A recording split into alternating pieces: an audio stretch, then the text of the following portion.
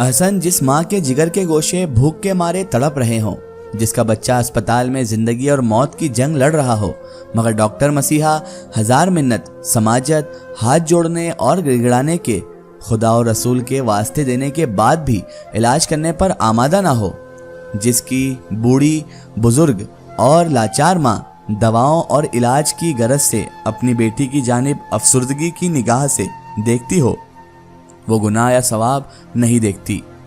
احسن وہ اپنے بچوں کے فاقے اور بوڑھی ماں کی بیماری کو دیکھتی ہے۔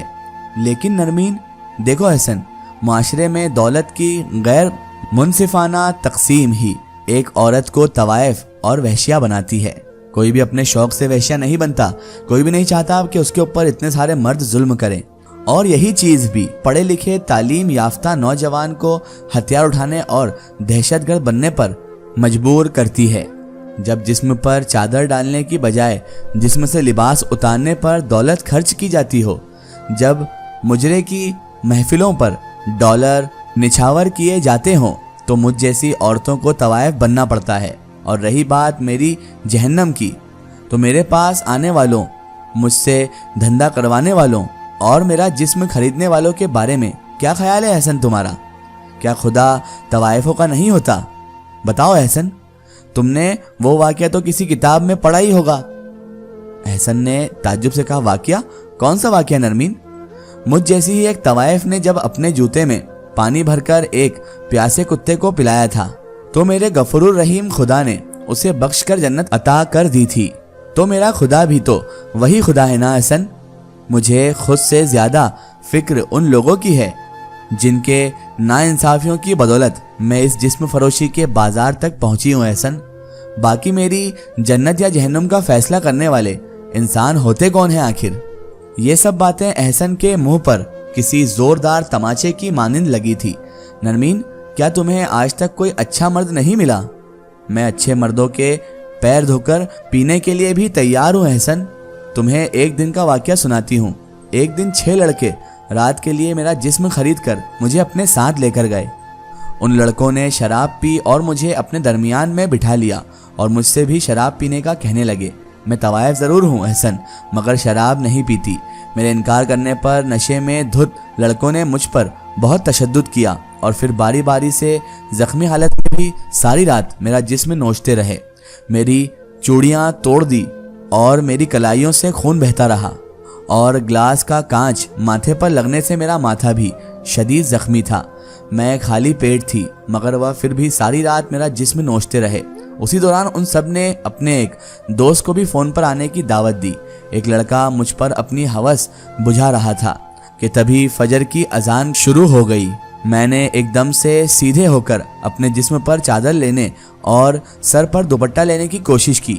ایسا کرنے پر اس لڑکے نے شراب کی بوتل میرے سر پر دے ماری۔ میں طوائف ضرور ہوں احسن، مگر اذان کا احترام کرتی ہوں۔ میں طوائف ضرور ہوں احسن، مگر کمرے میں قرآن مجید کو الماری میں رکھ کر جسم فروشی کا دھندا کر کے بے حرمتی نہیں کرتی۔ جب وہ لڑکا جسے انہوں نے فون پر دعوت دے کر بلایا تھا کمرے میں داخل ہوا، میں ننگے بدن بیٹھی رو رہی تھی۔ میرا پورا جسم درد کر رہا تھا۔ اس لڑکے کو دیکھ کر میں سیدھی ہو گئی۔ میرے جسم پر تشدد کے نشانات دیکھ کر وہ لڑکا سکتے کی حالت میں تھا۔ سارا معاملہ شاید اس کی سمجھ میں آ چکا تھا۔ آپ اپنے کپڑے پہن کر اپنا سامان باندھ لیں۔ آپ، یہ عزت والا لفظ میرے کان میں پڑا تو روح کو کچھ سکون سا ملا۔ میں نے اپنا سامان باندھتے ہوئے کمرے کے باہر سے آنے والی آوازیں سنی۔ یہ لڑکا اپنے باقی دوستوں سے جھگڑا کر رہا تھا۔ کچھ دیر بعد وہ کمرے میں آیا اور مجھ سے چلنے کا کہا۔ میرا ہاتھ پکڑ کر اپنے دوستوں سے جھگڑتا ہوا مجھے لے کر باہر چلا گیا۔ موٹر سائیکل پر اپنے ساتھ مجھے اسپتال لے کر گیا۔ میرے زخموں پر مرہم پٹی کروانے کے بعد مجھے میرے گھر کے کچھ فاصلے پر سوری کہتے ہوئے چلا گیا۔ اس کے اس انداز اور لہجے سے میرے سارے زخم بھر چکے تھے احسن وہ ضرور کسی اعلیٰ ترتیب اور تربیت یافتہ والدین کی اولاد تھا، اعلیٰ درجے کے نام و نسب والا تھا۔ اس لڑکے کا نام کیا تھا نرمین؟ نام فرشتہ تھا شاید۔ فرشتہ؟ احسن کہنے لگا، فرشتہ؟ ہاں احسن، فرشتہ، یہی نام تھا اس کا۔ کیونکہ میری نظر میں ایسے مرد فرشتہ ہی ہوتے ہیں احسن۔ احسن میں طوائف ضرور ہوں مگر شراب نہیں پیتی۔ میں طوائف ضرور ہوں احسن مگر کمرے کی الماری میں قرآن پاک رکھ کر جسم فروشی کا دھندا کر کے اس کی بے حرمتی نہیں کرتی۔ میں طوائف ضرور ہوں احسن مگر اذان کا احترام بھی کرتی ہوں۔ میں طوائف ضرور ہوں احسن مگر صرف اپنی عزت کا سودا کرتی ہوں۔ میں طوائف ضرور ہوں احسن مگر سود کا کاروبار نہیں کرتی۔ میں طوائف ضرور ہوں احسن مگر ناپ تول میں کمی اور ملاوٹ نہیں کرتی۔ میں طوائف ضرور ہوں احسن مگر یتیم اور مسکین کے حق نہیں کھاتی۔ ایک بار پھر نرمین کے الفاظ احسن کے دل و دماغ کو زخمی کر گئے تھے۔ کمرے میں ایک طویل اور گہری خاموشی تھی۔ تبھی احسن نے کہا، نرمین تم اس معاشرے کو کوئی پیغام دینا چاہو گی؟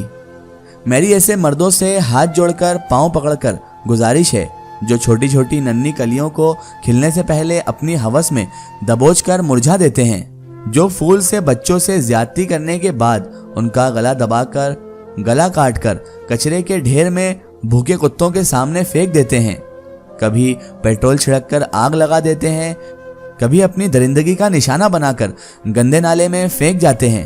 میرا بستر اور میرا جسم ایسے مردوں کے لیے ہمہ وقت ہر طریقے سے حاضر ہے، مگر خدارا یہ ظلم و ستم چھوڑ دو۔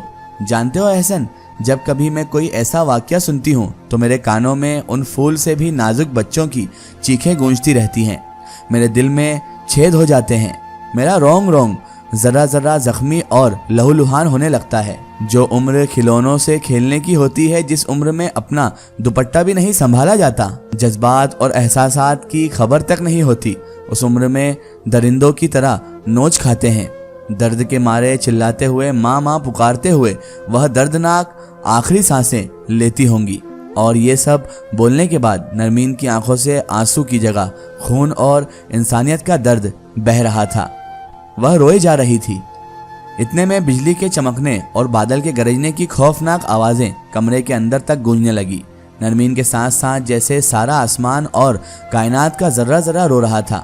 احسن نے نرمین کو تسلی اور دلاسا دیتے ہوئے خاموش کروانے کی کوشش کی۔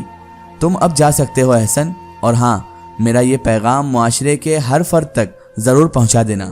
احسن لڑکھڑاتے قدموں کے ساتھ اٹھنے کی کوشش کرتے ہوئے بہت بار گرتے گرتے بچا اور کمرے کی دیواروں کا سہارا لیتے ہوئے باہر چلا گیا۔ نرمین نے دروازہ بند کیا اور دیوار کو گلے لگ کر پھوٹ پھوٹ کر رونے لگی۔ روتے روتے نرمین، میرے اللہ، میری توبہ، میری توبہ، میری توبہ، اسی کا ورد کرتے کرتے اس معاشرے کو ایک خوبصورت پیغام کے ساتھ زوردار تماچا مارتے ہوئے اس جہان فانی سے کوچ کر گئی۔ کمرے کی دیواروں نے اس نقصان پر انا للہ و انا الیہ راجعون کہا اور موسم نے سورہ فاتحہ پڑھی۔ احسن اپنے گھر کی جانب جا رہا تھا مگر نرمین کی باتیں اس کے دل و دماغ کو زخمی کر چکی تھی۔ نرمین، طوائف، معاشرہ، لوگ، کوٹھا، نہیں۔ احسن نے نرمین کے اس خوبصورت پیغام کے ساتھ اضافہ کرتے ہوئے لکھا، در حقیقت طوائف اور وحشیہ نرمین نہیں، طوائف اور وحشی مجھ جیسے لوگ اور معاشرہ ہے۔ میں یہ تو نہیں جانتا کہ آپ لوگ اس افسانے سے اختلاف کریں گے یا متفق ہوں گے، لیکن یہ لکھتے لکھتے میں بہت بار پھوٹ پھوٹ کر رویا ہوں۔ مجھے ایسا لگ رہا تھا کہ جیسے اللہ تعالیٰ نے مجھ میں ایک طوائف کی روح پھونک دی ہے تاکہ میں اس کے درد اور مشکلات کو دل سے محسوس کر سکوں اور لوگوں تک اس سچی کہانی کو پہنچا سکوں۔